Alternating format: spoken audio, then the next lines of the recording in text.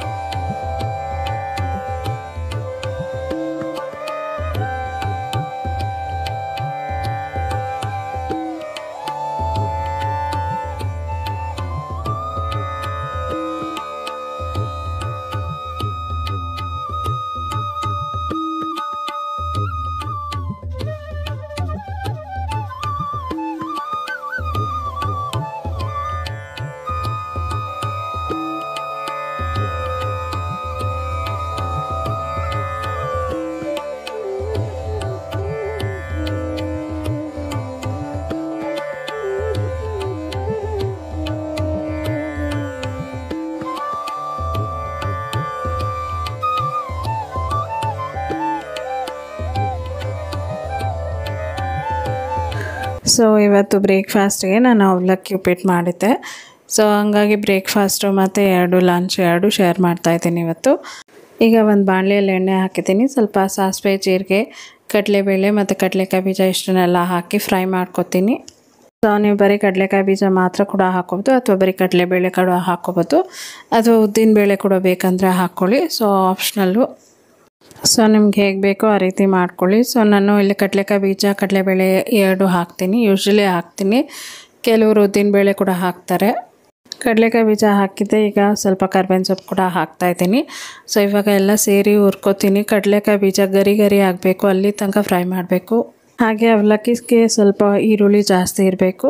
So ಹಂಗಾಗಿ ನಾನು ಸ್ವಲ್ಪ ಜಾಸ್ತಿ ಈರುಳ್ಳಿನೇ ಕಟ್ ಮಾಡ್ಕೊಂಡಿದ್ದೀನಿ. ಒಂದು 3 ಈರುಳ್ಳಿ, ಸುಮಾರು ಮೀಡಿಯಮ್ ಗಾತ್ರದ ಈರುಳ್ಳಿ, ಹಾಗೆ ಹಸಿಮೆಣಸಿನ್ಕಾಯಿ ಕೂಡ ಈ ರೀತಿ ಸ್ಲೈಟ್ ಮಾಡ್ಕೊಂಡಿದ್ದೀನಿ. ಇವಾಗ ಎರಡೂ ಸೇರಿ ಫ್ರೈ ಮಾಡ್ಕೊತೀನಿ. ಸೊ ನಾನು ಯಾವಾಗೂ ಹೇಳ್ತೀನಿ ನಿಮ್ಗೆ ಬೇಕಾದರೆ ಆಲೂಗಡ್ಡೆ ಕೂಡ ಹಾಕ್ಕೊಳ್ಳಿ ಅಂತ. ಈಗ ಈರುಳ್ಳಿ ಫ್ರೈ ಆಗ್ತಾ ಇದ್ದಂಗೆ ಇದಕ್ಕೆ ಉಪ್ಪನ್ನ ಸೇರಿಸ್ತಾ ಇದ್ದೀನಿ. ಸೊ ರುಚಿಗೆ ಎಷ್ಟು ಬೇಕೋ ಅಷ್ಟು ಉಪ್ಪು. ನಾನು ಈ ಕೆಲವೊಂದಕ್ಕೆ ಮಾತ್ರ ಪುಡಿ ಉಪ್ಪನ್ನ ಬಳಸ್ತೀನಿ. ಸೊ ಮಿಕ್ಕಿದ್ದಕ್ಕೆಲ್ಲ ಕಲ್ಲುಪ್ಪನ್ನೇ ಬಳಸೋದು.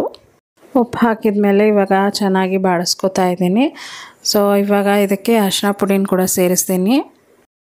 ಸೊ ಈಗ ಅರಿಶಿನ ಪುಡಿನ ಸೇರಿಸ್ತಾ ಇದ್ದೀನಿ. ಸೊ ಅದನ್ನು ಕೂಡ ಹಾಕ್ಬಿಟ್ಟು ಚೆನ್ನಾಗಿ ಬಾಡಿಸ್ಕೊತೀನಿ. ಸೊ ತುಂಬ ಚೆನ್ನಾಗಿರುತ್ತೆ ಈ ರೀತಿ ಅವಲಕ್ಕಿ ಉಪ್ಪಿಟ್ಟು ಮಾಡಿಕೊಂಡ್ರೆ. ಯಾರಾದರೂ ಟ್ರೈ ಮಾಡೋಂಗಿದ್ರೆ ಮಾಡಿ. ಸೊ ಇವಾಗ ಅರಿಶಿನ ಪುಡಿ ಕೂಡ ಹಾಕಿದ ಮೇಲೆ ಚೆನ್ನಾಗಿ ಮಿಕ್ಸ್ ಮಾಡ್ಕೋಬೇಕು. ನೆಕ್ಸ್ಟ್ ನಾನಿಲ್ಲಿ ಟೊಮೆಟೊನ ಹಾಕ್ತೀನಿ. ಕೆಲವ್ರಿಗೆ ಇಷ್ಟ ಆಗುತ್ತೆ ಟೊಮೆಟೊ, ಕೆಲವ್ರಿಗೆ ಇಷ್ಟ ಆಗೋಲ್ಲ. ಬಟ್ ನನಗೆ ತುಂಬ ಇಷ್ಟ ಆಗುತ್ತೆ, ಹಾಗಾಗಿ ನಾನು ಟೊಮೆಟೊನ ತುಂಬ ಬಳಸ್ತೀನಿ. ಸೊ ಟೊಮೆಟೊನು ಕೂಡ ಹಾಕಿದ ಮೇಲೆ ಚೆನ್ನಾಗಿ ಫ್ರೈ ಆಗೋ ತನಕ ಇದನ್ನು ಫ್ರೈ ಮಾಡ್ಕೋಬೇಕು. ಈಗ ಇದಕ್ಕೆ ಕಾಫಿ ಕುಡಿತೀವಲ್ಲ, ಅದರಲ್ಲಿ ಒಂದು ಅರ್ಧ ಲೋಟ ನೀರು ಹಾಕಿದ್ದೀನಿ, ಚಿಕ್ಕ ಲೋಟದಲ್ಲಿ. ಯಾಕಂದರೆ ಉಪ್ಪು ಎಲ್ಲ ಹಾಕಿರೋದು ಚೆನ್ನಾಗಿ ಮಿಕ್ಸ್ ಆಗಲಿ ಅಂದ್ಬಿಟ್ಟು ಒಂದು ಅರ್ಧ ಲೋಟ ಮಾತ್ರ ಹಾಕ್ತೀನಿ. ಸೊ ಇದು ಡ್ರೈ ಆಗೋ ತನಕ ಇದನ್ನು ಫ್ರೈ ಮಾಡ್ಕೊಂಡಿದ್ದೀನಿ. ಅವಲಕ್ಕಿ ನಾನಿಲ್ಲಿ ಗಟ್ಟಿ ಅವಲಕ್ಕಿನೇ ತೊಗೊಂಡಿರೋದು. ಸೊ ಮೊದಲೇ ನೆನೆಸಿಟ್ಕೊಂಡಿದ್ದೆ. ಸೊ ಇವಾಗ ಚೆನ್ನಾಗಿ ನೆಂದಿದೆ ಅದು. ಇವಾಗ ಇದರಲ್ಲಿ ಹಾಕ್ತಾಯಿದ್ದೀನಿ. ಈ ಒಗ್ಗರಣೆ ಏನಿದೆ ನೋಡಿ ಅದರಲ್ಲಿ ಸೇರಿಸ್ತಾ ಇದ್ದೀನಿ. ಸೊ ಇವಾಗ ಇದನ್ನೆಲ್ಲ ಹಾಕಿದ ಮೇಲೆ ಮೇಲ್ಗಡೆಯಿಂದ ಸ್ವಲ್ಪ ಕೊತ್ತಂಬರಿ ಸೊಪ್ಪನ್ನ ಉದುರಿಸ್ತೀನಿ. ಸೊ ಕೊತ್ತಂಬರಿ ಸೊಪ್ಪೆಲ್ಲ ಹಾಕಿದ ಮೇಲೆ ಚೆನ್ನಾಗಿ ಮಿಕ್ಸ್ ಮಾಡ್ಕೊತೀನಿ. ಸೊ ಎಲ್ಲ ಅವಲಕ್ಕಿ ಏನಿದೆ ನೋಡಿ ಅದಕ್ಕೆ ನೀಟಾಗಿ ಮಿಕ್ಸ್ ಆಗಬೇಕು, ಆ ಥರ ನಾನು ಮಿಕ್ಸ್ ಮಾಡ್ಕೊತೀನಿ. ಸ್ವಲ್ಪ ತಾಳ್ಮೆಯಿಂದ ಮಿಕ್ಸ್ ಮಾಡಿದರೆ ಎಲ್ಲ ನೀಟಾಗಿ ಮಿಕ್ಸ್ ಆಗುತ್ತೆ. ಸೊ ನೋಡಿ ಈ ರೀತಿ ಮಿಕ್ಸ್ ಮಾಡ್ತಾಯಿದ್ದೀನಿ. ಸೊ ನಮ್ಮ ಯಜಮಾನ್ರಿಗೆ ಅವಲಕ್ಕಿ ಅಂದರೆ ತುಂಬ ಇಷ್ಟ. ಸೊ ವಾರಕ್ಕೊಂದು 2 ಸತಿ ಆದರೂ ಮಾಡಬೇಕು, 2-3 ಸತಿ ಆದರೂ ಅವ್ರಿಗೆ ಬೇಕೇ ಬೇಕು. ಸೊ ಇವಾಗ ಅವಲಕ್ಕಿನೆಲ್ಲ ಚೆನ್ನಾಗಿ ಮಿಕ್ಸ್ ಮಾಡಿ ಆಗಿದೆ. ಈಗ ಪ್ಲೇಟಿಗೆ ಸರ್ವ್ ಮಾಡ್ತೀನಿ. ಅವಲಕ್ಕಿ ಯಾವಾಗಲೂ ಬಿಸಿಯಾಗಿ ತಿಂದ್ರೇ ರುಚಿ ಜಾಸ್ತಿ. ತಣ್ಣಗಾದ್ಮೇಲೆ ತಿಂದರೆ ಅಷ್ಟು ಟೇಸ್ಟ್ ಅನಿಸಲ್ಲ, ಅಥವಾ ಅದು ಗಟ್ಟಿ ಗಟ್ಟಿ ಆದಂಗೆ ಅನಿಸ್ಬಿಡುತ್ತೆ. ಸೊ ನಾನಿಲ್ಲಿ ಗಟ್ಟಿ ಅವಲಕ್ಕಿನೇ ಬಳಸ್ತಾ ಇರೋದಲ್ವ, ಹಾಗಾಗಿ ಸೊ ನಾವೆಲ್ಲ ಬಿಸಿಯಲ್ಲೇ ತಿಂದುಬಿಡ್ತೀವಿ. ಈಗ ಅವಲಕ್ಕಿ ಎಲ್ಲ ಪೂರ್ತಿ ಮಿಕ್ಸ್ ಆಗಿದೆ. ಇವಾಗ ನಮ್ಮ ಯಜಮಾನ್ರಿಗೆ ಒಂದು ಪ್ಲೇಟಲ್ಲಿ ಸರ್ವ್ ಮಾಡ್ತಾಯಿದ್ದೀನಿ. ಸೊ ಈ ರೀತಿ ಆಗಿದೆ ಅವಲಕ್ಕಿ, ನೋಡಿ ಬಿಸಿ ಬಿಸಿ ಇದೆ. ಸೊ ಅವಲಕ್ಕಿ ಈ ರೀತಿ ಆಗಿದೆ. ನೆಕ್ಸ್ಟು ನಾನು ಮಧ್ಯಾಹ್ನದ ಅಡುಗೆದ ಪ್ರಿಪ್ರೇಷನ್ ಶೇರ್ ಮಾಡ್ತಾಯಿದ್ದೀನಿ. ಸೊ ಎಣ್ಣೆ ಬದನೆಕಾಯಿ ಸಾರು ಮಾಡೋಕ್ಕೆ ಟೊಮೆಟೊ, ಈರುಳ್ಳಿ, ಬೆಳ್ಳುಳ್ಳಿ, ಹಸಿಮೆಣಸಿನ್ಕಾಯಿ ಮತ್ತು ಕೊತ್ತಂಬರಿ ಸೊಪ್ಪು ಇಷ್ಟನ್ನೆಲ್ಲ ಹಾಕ್ಕೊಂಡಿದ್ದೀನಿ. ಇವಾಗ ಒಂದು ಬಾಣಲಿ ಇಟ್ಕೊಂಡಿದ್ದೀನಿ. ಅದಕ್ಕೊಂಚೂರು ಎಣ್ಣೆ ಹಾಕ್ಬಿಟ್ಟು ನಾನು ಏನು ರೆಡಿ ಮಾಡಿ ಇಟ್ಕೊಂಡಿದ್ದೆ ನೋಡಿ, ಈರುಳ್ಳಿ, ಬೆಳ್ಳುಳ್ಳಿ ಮತ್ತು ಹಸಿಮೆಣಸಿನ್ಕಾಯಿ, ಕೊತ್ತಂಬರಿ ಸೊಪ್ಪು, ಟೊಮೆಟೊ ಇಷ್ಟನ್ನೆಲ್ಲ ಒಂದು ಬಾಣಲಿಗೆ ಹಾಕಿ ಹುರ್ಕೋತೀನಿ. ಇದಕ್ಕೆ ಶುಂಠಿ ಹಾಕ್ತೀನಿ. ಇವಾಗ ಶುಂಠಿ ಕೂಡ ಹಾಕಿದ ಮೇಲೆ ಇವಾಗ ಮಸಾಲೆ ಏನಿದೆ ಎಲ್ಲನೂ ಫ್ರೈ ಮಾಡ್ಕೋತೀನಿ. ನಾನು ತುಂಬ ಅಡುಗೆಗೆ ಇದೇ ಮಸಾಲೆನ ಹಾಕೋದು. ನೀವು ಬೇಕಾದ್ರೆ ಕಾಯಿ ಕೂಡ ಹಾಕ್ಕೊಳ್ಳಿ. ನಾನು ಯೂಶ್ವಲಿ ಬಳಸಲ್ಲ ಕಾಯಿ. ಈರುಳ್ಳಿ ಏನಿದೆ ನೋಡಿ, ಈರುಳ್ಳಿ, ಟೊಮೆಟೊ ಎಲ್ಲ ಒಂಚೂರು ಮೆತ್ತಗೆ ಹಾಕಬೇಕು. ಅಲ್ಲಿ ತನಕ ಇದನ್ನು ಚೆನ್ನಾಗಿ ಬಾಡಿಸ್ಕೋಬೇಕು. ಸೊ ನಾನು ಹಾಗೆ ಬಿಟ್ಟಿದ್ದೀನಿ ಒಂದು ಸ್ವಲ್ಪ ಹೊತ್ತು ಚೆನ್ನಾಗಿ ಬಾಡಲಿ ಅಂದ್ಬಿಟ್ಟು. ಸೊ ಇದು ಬಾಡ್ತಾ ಇದ್ದಂಗೆ ಒಂದು ಪ್ಲೇಟಿಗೆ ಹಾಕಿ ತಣ್ಣಗಾಗಕ್ಕೆ ಬಿಟ್ಬಿಡ್ತೀನಿ, ಅಥವಾ ಹಾಗೆ ಬಿಡ್ತೀನಿ. ಸೊ ಈ ಮಸಾಲೆ ಏನಿದೆ ನೋಡಿ, ಎಷ್ಟು ಫ್ರೈ ಮಾಡ್ತೀವೋ ಅಷ್ಟು ರುಚಿಯಾಗಿರುತ್ತೆ. ಸೊ ಇವಾಗ ನಾನು ಗ್ಯಾಪ್ ಕೊಟ್ಟು ಇದನ್ನು ಫ್ರೈ ಮಾಡ್ತಾಯಿದ್ದೀನಿ. ಸೊ ಇದು ಆಲ್ಮೋಸ್ಟ್ ಇವಾಗ ಆಗಿದೆ. ಇವಾಗ ಇದನ್ನು ಸ್ಟವ್ನ ಆಫ್ ಮಾಡಿಬಿಡ್ತೀನಿ. ಆಫ್ ಮಾಡಿ ಸೈಡ್ಗೆ ಇಡ್ತೀನಿ. ಸೊ ನೋಡಿ ಒಂದು ಸೈಡಲ್ಲಿ ಇಟ್ಟಿದ್ದೀನಿ. ನೆಕ್ಸ್ಟ್ ನಾನಿಲ್ಲಿ ಇನ್ನೊಂದು ಸಣ್ಣದಾದ ಒಂದು ಪ್ಯಾನ್ ತೊಗೊಂಡಿದ್ದೀನಿ. ಸೊ ಅದನ್ನು ಇವಾಗ ಸ್ಟವ್ ಮೇಲೆ ಇಡ್ತೀನಿ. ಇವಾಗ ಕೆಲವು ಐಟಮ್ಸ್ ಎಲ್ಲ ಡ್ರೈ ಫ್ರೈ ಮಾಡ್ಕೋಬೇಕು. ಮೊದಲಿಗೆ ಕೊಬ್ಬರಿನ ಹಾಕ್ತಾಯಿದ್ದೀನಿ. ಸೊ ಕೊಬ್ಬರಿನ ಹಾಕ್ಬಿಟ್ಟು ಫ್ರೈ ಮಾಡ್ಕೋತೀನಿ. ನಾನು ಯೂಶ್ವಲಿ ಕೊಬ್ಬರಿ ಇದೇ ರೀತಿ ಕಟ್ ಮಾಡೋದು. ನೀವು ಬೇಕಾದರೆ ತುರ್ಕೊಂಡ್ಬಿಟ್ಟು ಕೂಡ ಒಂದು ಸ್ವಲ್ಪ ಹೊತ್ತು ಹುರಿದ್ಬಿಟ್ಟು ಸೈಡ್ಗೆ ಇಡ್ಬೋದು. ಸೊ ಇವಾಗ ಆಗಿದೆ ಕೊಬ್ಬರಿ ಫ್ರೈ ಆಗಿ. ಸೊ ಜಾಸ್ತಿ ಏನು ಫ್ರೈ ಆಗೋದು ಬೇಕಿಲ್ಲ, ಒಂದು ಸ್ವಲ್ಪ ಫ್ರೈ ಆದರೆ ಸಾಕು. ಇದನ್ನು ಇವಾಗ ಒಂದು ಪ್ಲೇಟಿಗೆ ಶಿಫ್ಟ್ ಮಾಡ್ಕೋತೀನಿ. ಸೊ ಒಂದು ಪ್ಲೇಟಿಗೆ ಇಟ್ಟಾದಮೇಲೆ ನೆಕ್ಸ್ಟ್ ನಾನು ಇದಕ್ಕೆ ಒಣಗಿದ ಮೆಣಸಿನ್ಕಾಯಿ ತೊಗೋತೀನಿ. ಸೊ ಬೇಡಿಕೆ ಮತ್ತು ಗುಂಟೂರು 2 ಕೂಡ ತೊಗೋತಾ ಇದ್ದೀನಿ. 2 ಕೂಡ ತೊಗೊಂಡು ನಮ್ಮ ಖಾರಕ್ಕೆ ಎಷ್ಟು ಬೇಕೋ ನೋಡಿ ಅಷ್ಟನ್ನು ತೊಗೋತಾ ಇದ್ದೀನಿ. ಆಮೇಲೆ ಸ್ವಲ್ಪ ಖಾರದ ಪುಡಿ ಕೂಡ ಸೇರಿಸ್ತೀನಿ. ಸೊ ಇವತ್ತು ಗುಂಟೂರು ಮೆಣಸಿನ್ಕಾಯಿ ಏನಿದೆ ಮತ್ತು ಬೇಡಿಗೆ ಮೆಣಸಿನ್ಕಾಯಿ 2 ಸ್ವಲ್ಪ ಸಮ ಪ್ರಮಾಣದಲ್ಲಿ ತೊಗೊಂಡಿದ್ದೀನಿ. ಬೇಡಿಗೆ ಮೆಣಸಿನ್ಕಾಯಿ ಒಂದು ಸ್ವಲ್ಪ ಜಾಸ್ತಿ ತೊಗೊಂಡಿದ್ದೀನಿ, ಯಾಕಂದರೆ ಸಾಂಬಾರು ಕಲರ್ ಬರಲಿ ಅಂದ್ಬಿಟ್ಟು. ಇವಾಗ ಇದು ಫ್ರೈ ಆಗಿದೆ. ಇದನ್ನು ಕೂಡ ಒಂದು ಪ್ಲೇಟಲ್ಲಿ ಶಿಫ್ಟ್ ಮಾಡ್ಕೋತಾ ಇದ್ದೀನಿ. ಸೊ ಇದನ್ನೆಲ್ಲ ಪ್ಲೇಟಲ್ಲಿಟ್ಟು ಒಂದು ಸ್ವಲ್ಪ ತಣ್ಣಗಾಗಕ್ಕೆ ಬಿಡ್ತೀನಿ. ಸೊ ಇದು ಆದಮೇಲೆ ನೆಕ್ಸ್ಟ್ ನಾನು ಇದಕ್ಕೆ ಕಡಲೆಕಾಯಿ ಬೀಜನ ಸೇರಿಸ್ಬಿಟ್ಟು ಫ್ರೈ ಮಾಡ್ಕೋತೀನಿ. ಸೊ ಎಣ್ಣೆ ಬದನೆಕಾಯಿ ಅಂದರೆ ಕಡಲೆಕಾಯಿ ಬೀಜ ಇರಲೇಬೇಕಲ್ಲ. ಸೊ ಕಡಲೆಕಾಯಿ ಬೀಜ ಹಾಕ್ಬಿಟ್ಟು ಚೆನ್ನಾಗಿ ಫ್ರೈ ಮಾಡ್ಕೋತೀನಿ. ಇದು ಗರಿ ಗರಿ ಹಾಕಬೇಕು, ಅಲ್ಲಿ ತನಕ ಫ್ರೈ ಮಾಡ್ಕೋತೀನಿ. ಈ ಸ್ಟೀಲ್ ಪಾತ್ರೆಯಲ್ಲಿರೋ ಡ್ರಾಬ್ಯಾಕ್ ಏನಂದರೆ ಹಾಕಿದ ತಕ್ಷಣ ಕಪ್ಪಗಾಗುತ್ತೆ, ಬಟ್ ಒಳಗಡೆ ಮಾತ್ರ ಹಸಿ ಹಸಿ ಆಗೇ ಇರುತ್ತೆ. ಹಾಗಾಗಿ ನಾನು ಜಾಸ್ತಿ ಫ್ರೈ ಮಾಡ್ತಾಯಿದ್ದೀನಿ.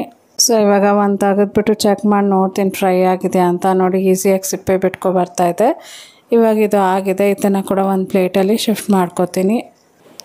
ಸೊ ಈ ರೀತಿ ಸ್ಪೂನಲ್ಲೇ ಶಿಫ್ಟ್ ಮಾಡ್ಕೊತಾ ಇದ್ದೀನಿ. ಅದಾದಮೇಲೆ ಸಿಪ್ಪೆ ತೆಗೆದುಬಿಡ್ತೀನಿ ಫೈನಲಾಗಿ.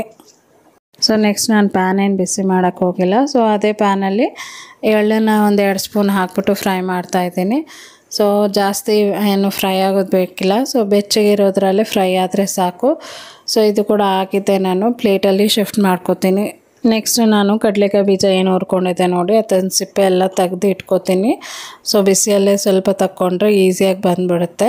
ಸೊ ಇದಾದಮೇಲೆ ನಾನಿಲ್ಲಿ ಒಂದು ಸಣ್ಣದಾದ ಮಿಕ್ಸಿ ಜಾರ್ ತೊಗೊಂಡಿದ್ದೀನಿ. ಒಂದು ಈರುಳ್ಳಿನ ಕೂಡ ಸೈಡಲ್ಲಿ ಕಟ್ ಮಾಡ್ಕೊಂಡಿದ್ದೀನಿ. ಇವಾಗ ಮಿಕ್ಸಿ ಜಾರ್ಗೆ ನಾನು ಸಿಪ್ಪೆ ತೆಗೆದಿಟ್ಕೊಂಡಿದ್ದೆ ನೋಡಿ, ಆ ಕಡಲೆಕಾಯಿ ಬೀಜನೆಲ್ಲ ಸೇರಿಸ್ತೀನಿ. ನೆಕ್ಸ್ಟ್ ನಾನು ಒಂದೊಂದಾಗಿ ಇದರಲ್ಲಿ ಮಸಾಲೆನ ಆ್ಯಡ್ ಮಾಡ್ಕೊಂಡು ಹೋಗ್ತೀನಿ. ಸೊ ಗಸಗಸೆ ಅಂತೀನಿ, ಎಳ್ಳು ಫ್ರೈ ಮಾಡ್ಕೊಂಡಿದ್ದೆ ನೋಡಿ, ಅದನ್ನು ಹಾಕಿದ್ದೀನಿ. ಹಾಗೆ ಒಣಗಿದ ಮೆಣಸಿನ್ಕಾಯಿ ಮತ್ತು ಕಾಯಿ ಮತ್ತು ಸ್ವಲ್ಪ ಉಪ್ಪು ಇಷ್ಟನ್ನೆಲ್ಲ ಕೋರ್ಸಾಗಿ ಪೌಡ್ರ್ ಮಾಡ್ಕೊಂಡು ಒಂದು ಪ್ಲೇಟಿಗೆ ಹಾಕೋತೀನಿ. ಸೊ ಇದನ್ನು ನಾನು ತುಂಬಬೇಕಲ್ವ, ಬದನೆಕಾಯಿ ಒಳಗಡೆ ತುಂಬಬೇಕು, ಹಂಗಾಗಿ ಸ್ವಲ್ಪ ಮಾತ್ರ ತೊಗೊಂಡಿದ್ದೀನಿ. ಹಾಗೆ ಈರುಳ್ಳಿಯಲ್ಲಿ ಒಂದು ಈರುಳ್ಳಿಯಲ್ಲಿ ಅರ್ಧ ಭಾಗ ಇದರಲ್ಲಿ ಹಾಕ್ಕೊಂಡು ಮಿಕ್ಸ್ ಮಾಡ್ಕೊತಾ ಇದ್ದೀನಿ. ಸೊ ಲಾಸ್ಟ್ ಟೈಮ್ ಇದೇ ರೀತಿ ಮಾಡಿದ್ದೆ, ತುಂಬ ಚೆನ್ನಾಗಿ ಬಂದಿತ್ತು. ಈರುಳ್ಳಿ ಬೇಕಾದ್ರೆ ನೀವು ಇನ್ನೂ ಸಣ್ಣದಾಗಿ ಕೂಡ ಹಚ್ಕೊಂಡು ಹಾಕ್ಕೊಳ್ಳಿ. ಸೊ ನನಗೆ ಅದೇ ರೀತಿ ಇಷ್ಟ ಆಗುತ್ತೆ, ಹಾಗಾಗಿ ಅದೇ ರೀತಿ ಹಾಕಿದ್ದೀನಿ. ಇವಾಗ ಬದನೆಕಾಯಿ ನೋಡಿ ಇಷ್ಟು ತೊಗೊಂಡಿದ್ದೀನಿ. ಇವಾಗ ಬದನೆಕಾಯಿಗೆ ಮೇಲ್ಗಡೆ ಏನು ಕೊಂಬಿದೆ ನೋಡಿ ಅದನ್ನು ಪೂರ್ತಿ ಬಿಡಲ್ಲ, ನಾನು ಫುಲ್ಲು ಕಟ್ ಮಾಡಿಬಿಡ್ತೀನಿ. ಒಂದು ಸ್ವಲ್ಪ ಮಾತ್ರ ಛತ್ರಿ ಥರ ಇದೆಯಲ್ಲ ಅದನ್ನು ಮಾತ್ರ ಬಿಡ್ತೀನಿ. ಸೊ ಹಿಂದೆಗಡೆಯಿಂದ ಫ್ಲೆಶ್ ಶೇಪಲ್ಲಿ ಕಟ್ ಮಾಡ್ಕೊತೀನಿ. ಸೊ ಕಟ್ ಮಾಡಿಕೊಂಡು ನೀರಲ್ಲಿ ಹಾಕಿಡ್ತಾ ಇದ್ದೀನಿ. ಸೊ ನಿಮ್ಗೆ ಯಾವ ರೀತಿ ನಿಮ್ಗೆ ಇಷ್ಟ ಆಗುತ್ತೆ ಆ ರೀತಿ ಕಟ್ ಮಾಡ್ಕೊಳ್ಳಿ. ಕೆಲವರೆಲ್ಲ ಹಾಗೆ ಬಿಡ್ತಾರೆ. ಸೊ ನಾನು ಸ್ಪೇಸ್ ಜಾಸ್ತಿ ಕನ್ಸ್ಯೂಮ್ ಆಗುತ್ತೆ ಪಾತ್ರೆಯಲ್ಲಿ ಅಂದ್ಬಿಟ್ಟು ನಾನು ಬಿಡೋದಿಲ್ಲ. ಸೊ ನೋಡಿ ಫೈನಲಾಗಿ ಈ ರೀತಿ ಕಟ್ ಮಾಡಿ ಒಂದು ಬಟ್ಲಲ್ಲಿ ನೀರು ಹಾಕಿ ಇಟ್ಟಿದ್ದೀನಿ. ಇವಾಗ ಇದನ್ನು ಒಂದೊಂದಾಗಿ ತುಂಬ್ಕೋತೀನಿ. ಸೊ ಇವಾಗ ಒಂದೊಂದು ಕಾಯಾಗಿ ತೊಗೊಂಡು ಬದನೆಕಾಯಿ ತೊಗೊಂಡು ಈ ರೀತಿ ಫಿಲ್ ಮಾಡ್ಕೋತಾ ಇದ್ದೀನಿ. ನಿಮಗೆ ಈರುಳ್ಳಿ ಬೇಡ ಅಂದರೆ ಸ್ಕಿಪ್ ಮಾಡ್ಬೋದು. ಸೊ ನನಗೆ ಇಷ್ಟ ಆಗುತ್ತೆ ಅಂದ್ಬಿಟ್ಟು ಹಾಕಿದ್ದೀನಿ, ಆಪ್ಷನಲ್ ಅದು. ಸೊ ಇವಾಗ ಒಂದೊಂದಾಗಿ ತುಂಬಿಕೊಂಡು ಪ್ಲೇಟಲ್ಲಿ ಇಡ್ತಾಯಿದ್ದೀನಿ. ಸೊ ಮೊದಲೇ ಈ ರೀತಿ ತುಂಬ್ಕೊಂಡು ಇಟ್ಕೊಂಡ್ರೆ ಫ್ರೈ ಆಗೋಕ್ಕೆ ಹಾಕಬೇಕಾದ್ರೆ ಚೆನ್ನಾಗಿರುತ್ತೆ. ಅಲ್ಲಿ ತನಕ ಉಪ್ಪು ಖಾರ ಎಲ್ಲ ಹಿಡ್ದಿರುತ್ತೆ ಬದನೆಕಾಯಿಗೆ. ಸೊ ಇವಾಗ ಇದು ರೆಡಿಯಾಗಿದೆ, ಒಂದು ಸೈಡಲ್ಲಿ ಇಡ್ತಾಯಿದ್ದೀನಿ. ಸೊ ನೆಕ್ಸ್ಟ್ ನಾನು ಮಿಕ್ಸಿ ಜಾರ್ಗೆ ಅರ್ಧ ಪೌಡ್ರೇನು ಉಳಿದಿತ್ತು ನೋಡಿ ಅದಕ್ಕೆ ಮಸಾಲೆನೆಲ್ಲ ಹಾಕ್ತಾಯಿದ್ದೀನಿ. ಚೆನ್ನಾಗಿ ಪೇಸ್ಟ್ ರೀತಿ ನಾನು ರುಬ್ಕೊಂಡಾಗಿದೆ. ಇವಾಗ ಅದೇ ಪ್ಯಾನಿಗೆ ಒಂಚೂರು ಎಣ್ಣೆನ ಹಾಕಿಬಿಟ್ಟು ಬದನೆಕಾಯಿನ ಫ್ರೈ ಮಾಡ್ಕೊತೀನಿ. ಸೊ ಎಣ್ಣೆ ಹಾಕಿದ್ದಂಗೆ ನಾನು ಡೈರೆಕ್ಟಾಗಿ ಈರುಳ್ಳಿನ ಹಾಕಿದೆ. ಸೊ ಅರ್ಧ ಈರುಳ್ಳಿ ಕಟ್ ಮಾಡ್ಕೊಂಡಿದ್ದೆ ನೋಡಿ ಅದನ್ನು ಇಲ್ಲಿ ಒಗ್ಗರಣೆಗೆ ಹಾಕ್ತಾಯಿದ್ದೀನಿ. ಈರುಳ್ಳಿನ ಹಾಕಿ ಒಂದು ಸ್ವಲ್ಪ ಹೊತ್ತು ಚೆನ್ನಾಗಿ ಬಾಡಿಸ್ಕೋಬೇಕು. ಒಂಚೂರು ಎಣ್ಣೆನ ಜಾಸ್ತಿ ಹಾಕ್ಕೋಬೇಕು, ಆವಾಗಲೇ ರುಚಿ ಇರೋದು ಎಣ್ಣೆ ಬದನೆಕಾಯಿ ಸಾರಿಗೆ. ಸೊ ಫೈನಲಾಗಿ ನೋಡಿ ಈ ರೀತಿ ಇದೆ. ಎಣ್ಣೆಯಲ್ಲಿ ಚೆನ್ನಾಗಿ ಫ್ರೈ ಮಾಡ್ಕೊತಾ ಇದ್ದಂಗೆ ಬದನೆಕಾಯಿನ ಇದರಲ್ಲಿ ಸೇರಿಸ್ಬೇಕು. ಸೊ ನಾನು ಇವಾಗ ಎಲ್ಲ ಬದನೆಕಾಯಿನ ನಾನು ಇದರಲ್ಲಿ ಸೇರಿಸಿದ್ದೀನಿ. ಸೊ ಬದನೆಕಾಯಿ ನೀವು ತೊಗೋಬೇಕಾದ್ರೆ ಸಣ್ಣದಾಗಿರೋದು ತೊಗೊಳ್ಳಿ, ಆವಾಗ ರುಚಿ ಚೆನ್ನಾಗಿರುತ್ತೆ. ಒಂದು ಬದನೆಕಾಯಿ ಕೂಡ ಬರುತ್ತೆ ನೋಡಿ, ಗ್ರೀನ್ ಬದನೆಕಾಯಿ, ಅದರಲ್ಲಿ ಕೂಡ ಮಾಡ್ಕೋಬೋದು, ಚೆನ್ನಾಗಿರುತ್ತೆ. ಸೊ ಬದನೆಕಾಯಿನೆಲ್ಲ ಹಾಕಿದ್ಮೇಲೆ ಒಂಚೂರು ಉಪ್ಪನ್ನ ಹಾಕ್ತಾಯಿದ್ದೀನಿ. ಸೊ ಉಪ್ಪು ಹಾಕಿದೆ ಒಂದು ಸ್ವಲ್ಪ ಬೇಗ ಬೇಯುತ್ತೆ ಅಂದ್ಬಿಟ್ಟು. ಸೊ ನೆಕ್ಸ್ಟ್ ನಾನು ಇದಕ್ಕೆ ಒಂದು ಸ್ವಲ್ಪ ಅರಿಶಿನ ಪುಡಿನ ಕೂಡ ಸೇರಿಸ್ತೀನಿ. ಸೊ ಇದನ್ನು ಕೂಡ ಹಾಕಿಬಿಟ್ಟು ಚೆನ್ನಾಗಿ ಫ್ರೈ ಮಾಡ್ಕೋಬೇಕು.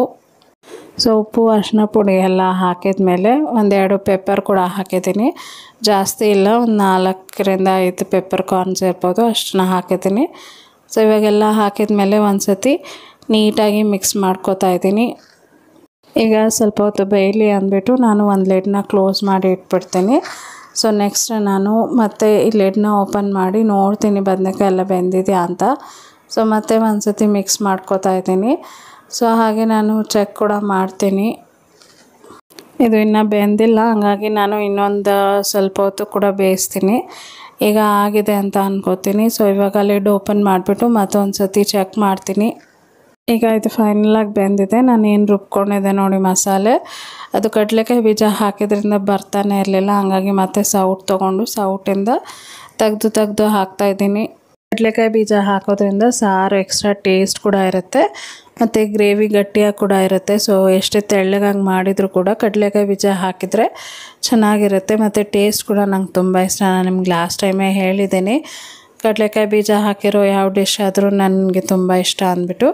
ಸೊ ಇವಾಗ ಮಸಾಲೆ ಎಲ್ಲ ಹಾಕಿ ಮಿಕ್ಸ್ ಮಾಡ್ಕೊತಾ ಇದ್ದೀನಿ.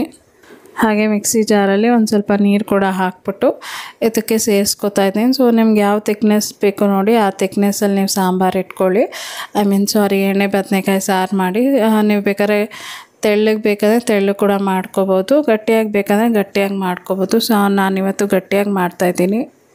ಮಿಕ್ಸ್ ಮಾಡಿದಾದಮೇಲೆ ನಾನು ನೆಕ್ಸ್ಟ್ ಇದಕ್ಕೆ ಧನಿಯಾ ಪೌಡ್ರ್ ಮತ್ತು ಖಾರದ ಪುಡಿನ ಸೇರಿಸ್ತಾ ಇದ್ದೀನಿ. ಸೊ ಖಾರ ಸ್ವಲ್ಪನೇ ಹಾಕಿರೋದು ನಾನು, ಹಾಗಾಗಿ ಸ್ವಲ್ಪ ಉಪ್ಪು ಕೂಡ ಹಾಕ್ತಾಯಿದ್ದೀನಿ. ಉಪ್ಪನ್ನ ಹಾಕ್ಬಿಟ್ಟು ಧನಿಯಾ ಪೌಡರ್ನ ಸೇರಿಸ್ತಾ ಇದ್ದೀನಿ. ನೆಕ್ಸ್ಟ್ ಅಚ್ಚ ಖಾರದ ಪುಡಿ ಕೂಡ ಹಾಕಿದ್ದೀನಿ. ಸೊ ಅದನ್ನು ಕೂಡ ಹಾಕ್ಬಿಟ್ಟು ಚೆನ್ನಾಗಿ ಮಿಕ್ಸ್ ಮಾಡ್ಕೊತೀನಿ. ಮಿಕ್ಸ್ ಮಾಡ್ಕೊಂಡ್ಬಿಟ್ಟು ಒಂದು ಸ್ವಲ್ಪ ಹೊತ್ತು ಲಿಡ್ನ ಕ್ಲೋಸ್ ಮಾಡಿ ಇಟ್ಬಿಡ್ತೀನಿ. ಸೊ ಎಣ್ಣೆ ಎಲ್ಲ ಮಸಾಲೆಯಿಂದ ಬಿಟ್ಕೊಂಡು ಬರಬೇಕು ನೋಡಿ, ಸೈಡಲ್ಲೆಲ್ಲ ಬರಬೇಕು. ಸೊ ಅಲ್ಲಿ ತನಕ ನಾನು ಫ್ರೈ ಮಾಡಿಕೊಂಡೆ, ಕ್ಲೋಸ್ ಮಾಡಿ ಬಾಯ್ಲ್ ಮಾಡಿಕೊಂಡೆ ನೋಡಿ. ಇವಾಗ ಎಣ್ಣೆ ಎಲ್ಲ ಹೇಗೆ ಬಿಟ್ಕೊಂಡು ಬಂದಿದೆ ಅಂತ. ಸೊ ಫೈನಲಿ ಕೊತ್ತಂಬರಿ ಸೊಪ್ಪು ಹಾಕಿ ಇವಾಗ ಸಾರು ರೆಡಿಯಾಗಿದೆ. ನೆಕ್ಸ್ಟ್ ಒಂದು ಪ್ಲೇಟಲ್ಲಿ ಸರ್ವ್ ಮಾಡಿ ನಿಮಗೆ ತೋರಿಸ್ತೀನಿ ಹೇಗಾಗಿದೆ ಅಂತ. ಸೊ ಅಲ್ಲಿ ಕಾಣ್ತಾ ಇದ್ದಿದ್ದ ಕಲರ್ಗೂ ಇದಕ್ಕೂ ತುಂಬ ಡಿಫ್ರೆನ್ಸ್ ಇದೆ, ತುಂಬ ಚೆನ್ನಾಗಾಗಿತ್ತು. ಸೊ ಖಂಡಿತ ಟ್ರೈ ಮಾಡಿ ಅಂತ ಹೇಳ್ತೀನಿ. ಇವತ್ತಿನ ವ್ಲಾಗ್ ಇಷ್ಟೇ. ಸೊ ಅನ್ನ ತುಂಬ ಬಿಸಿಯಾಗಿದೆ. ಇವತ್ತಿನ ವ್ಲಾಗ್ ನಿಮ್ಗೆ ಇಷ್ಟ ಆದರೆ ದಯವಿಟ್ಟು ಲೈಕ್ ಮಾಡಿ, ಶೇರ್ ಮಾಡಿ, ಕಮೆಂಟ್ ಮಾಡಿ, ಸಬ್ಸ್ಕ್ರೈಬ್ ಮಾಡಿ. ಮತ್ತು ನಾಳೆ ಒಂದು ಹೊಸ ವೀಡಿಯೋ ಒಂದಿಗೆ ನಾನು ನಿಮ್ಮನ್ನ ಭೇಟಿ ಆಗ್ತೀನಿ. ಅಂಟಿಲ್ ದೆನ್ ಟೇಕ್ ಕೇರ್, ಬಾಯ್.